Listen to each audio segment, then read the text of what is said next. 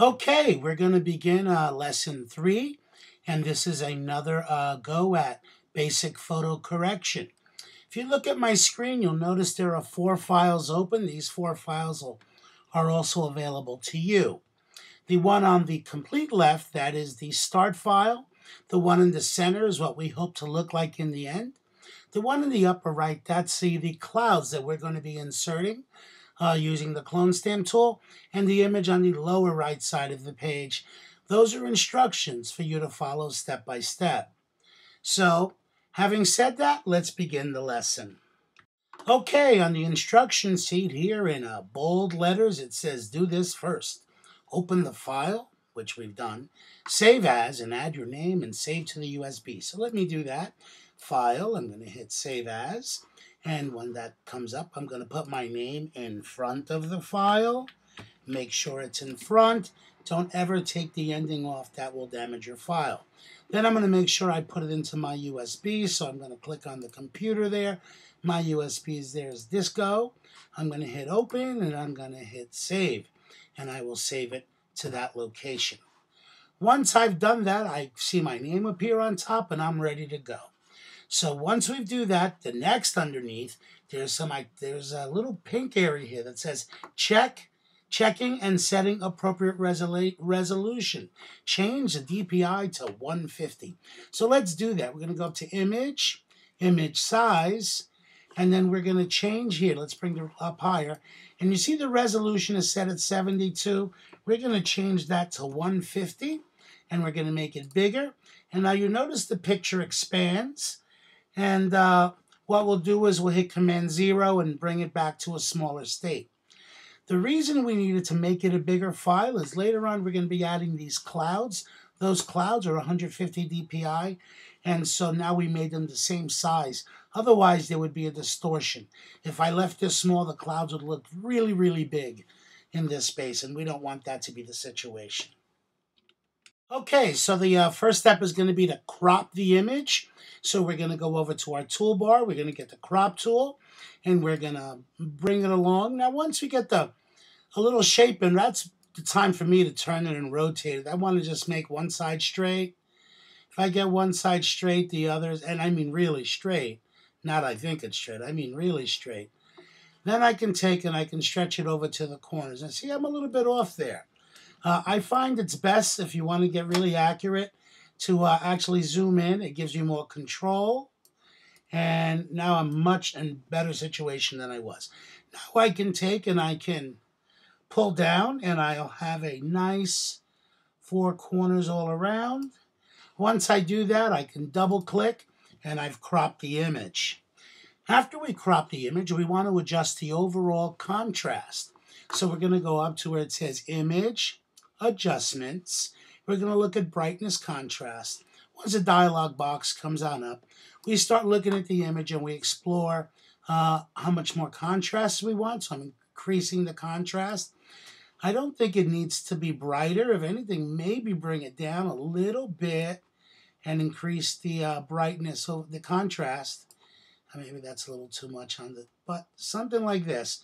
We want to maintain some integrity in the background, but at the same time, we want to be able to see things to be distinct. Now, let's see. It's actually pretty darn good. I'm going up really high on the contrast. So that's before, that's after. I think I am pleased with that high level of contrast, just a little bit of brightness. Okay, so I'm going to hit OK with that.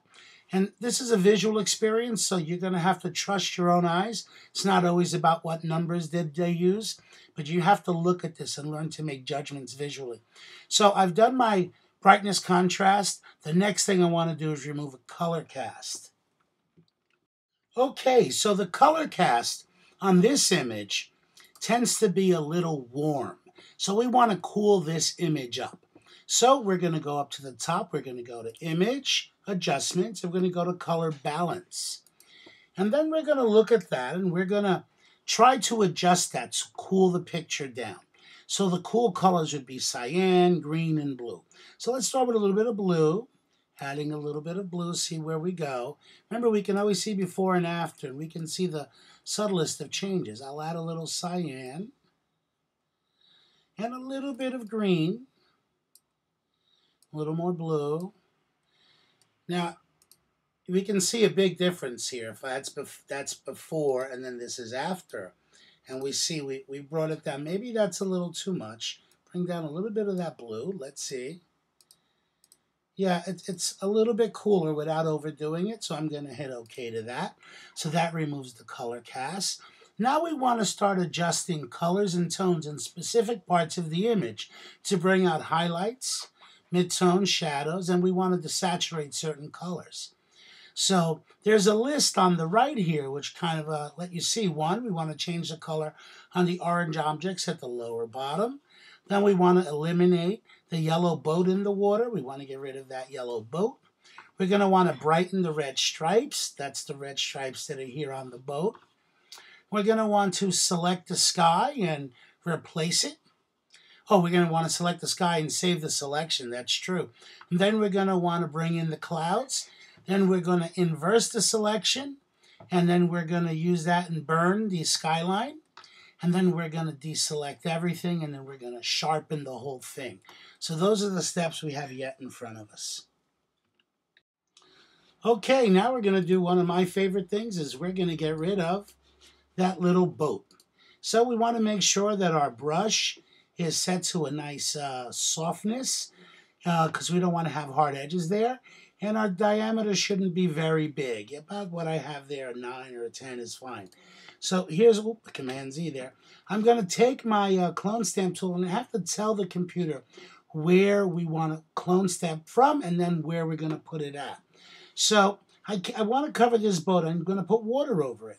I can't use this water because the waves are very big. We know that it's a different perspective. It's closer to me. We need something about equal distance. So I go where the boat is and I kind of run across parallel. In this area here, it'd be perfect. I'm going to hold down the Option key, and when I do, the mouse shape turns into crosshairs. I click it. That tells the computer that I want to copy from that spot.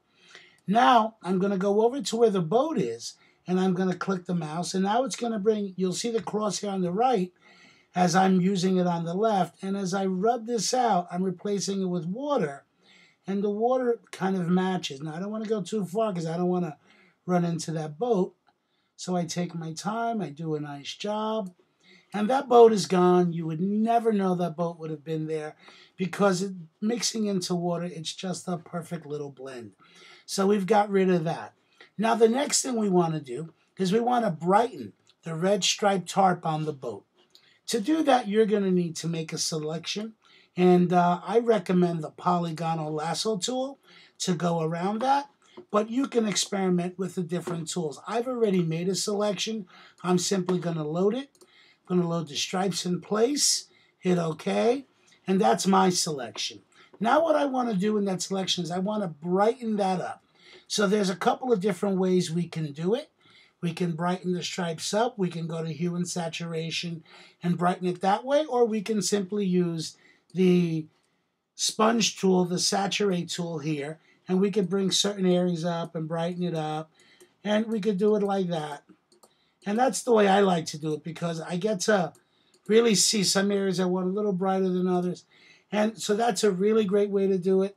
Another option would have been to go up to Hue, Image Adjust, Hue Saturation, and you could have increased the saturation for that area. I don't want to do it with that tool, but I could desaturate it from there too. But that's another option. But I like what I did with the sponge brush, and I think it's very effective. Okay, now we're going to make a selection of the sky, and then we're going to clone stamp the clouds on this extra file here into the sky area. To select the sky, again, you can experiment with all the tools, and I really recommend you do. But I found it worked best for me using the Magic Wand tool. So it's set at the standard tolerance 32, and I click in one area, and when I want to add to the selection, I hold down the Shift key, and I go into that space, and I go continuously around. Now, matters how you worked your contrast earlier on. So if you didn't do a good job with your contrast, you might have difficulty with the sky now. But I have a pretty good selection here. And I also have one that I preloaded earlier, that I saved earlier. Let me put that on. I think that might be just a hair better. And I'll hit OK to that. Yeah, it is just a hair better. So I'm going to use that. We're going to bring in the clouds. Now I'm going to go use the clone stamp tool. And I've got the clone stamp tool, and I can set it pretty big. I don't have to have it tiny right now, so I'm going to make the diameter kind of big. And now I'm going to go over to the clouds. I can even go bigger than that. Okay. And I want to put my mouse in the upper right corner. Any of the corners would work, but since I want to start in the upper right, the other picture I'm going to put here, and I put the crosshairs in the corner. I hold down the Option key, I click it. That is now my starting point from that absolute corner. Now I come over to my image, and I'm going to put my mouse in the absolute corner again. And from there, I'm going to start to just rub the clone stamp tool, and you can see that I'm bringing the clouds in, and they're the right scale. And if you did it right, you're going to fill it from edge to edge. If you're not getting edge to edge, that means that you didn't start in the right place because the files are the right size. And you can see here I was able to put the clouds into the space rather easily.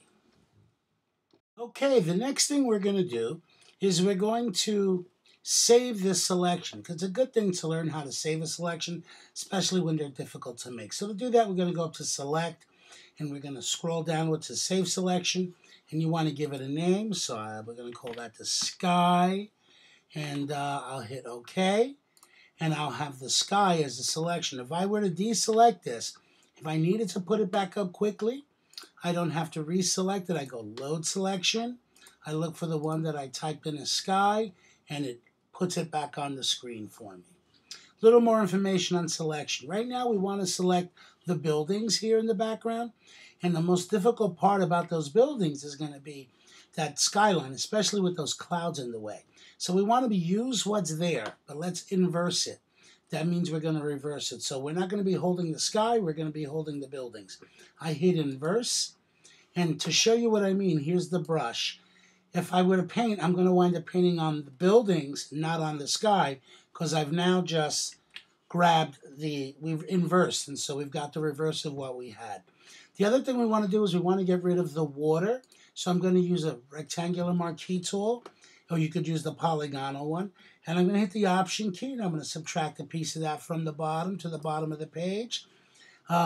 Again, I'd use polygonal to add this piece on, but I'm working quickly. The other thing I do is I would also use the rectangle to get rid of big parts of these trees that I'm going to want. I don't want to burn the trees either. So we'll come in and we'll get rid of those big parts. To get rid of the rest of the tree, I'll hit the magic wand tool, and I'll hit that. I got rid of that tree, got rid of that tree, got rid of that tree. Now, these aren't neat selections. I'm going to load my good selection in. I did it earlier. So I'm going to say Load Selection, and I'm going to look for my buildings. Hit OK, and that's a good selection of my buildings.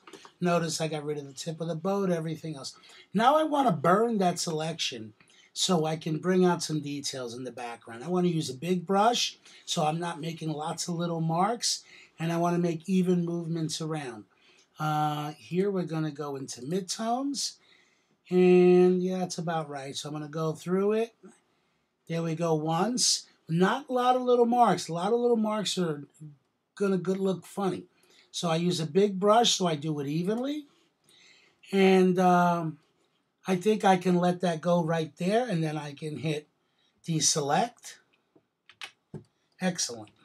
Alrighty, so we're down to the last few steps. Once we deselect, I'm going to take the blur tool, and I'm going to give myself a decent sized brush. And I'm going to go around the edges of all the hard selections here. And I'll zoom in so you can get a sense of what I'm referring to. And just kind of soften this with the blur tool, so it doesn't have that heavy pixelated look. Now, I don't want to overdo it. Just a quick pass, see that? And it kind of softens it and lets things blend better into the background. Do it throughout your image, improve its quality. You'll find it'll make things look a lot more natural. So, and then the final step that you're going to do is you're going to take the entire image, you're going to go over to Filter, you're going to say Sharpen, Unsharp Mask, and then you're going to take that and you're going to look at it. I like to start from nothing, and here I can see if I move it up in one direction, I can always see before and after with the preview button, and I can see again You can start to see it sharpen. I don't like to go too fast. Here we go. It's getting a little bit better. That's probably a little too much. Let's bring some of this back. So here we go. That's looking pretty good. If you're happy with your selection visually, if you think it's successful, you're the ultimate judge because it's your work. So I'm going to hit OK here. And we can look at the work and we can see we've traveled a long journey. We started from this tiny little work and we wound up here in a completely different feel, right? So great job, and I hope you enjoyed the process. Practice at it, and that's how you'll get better.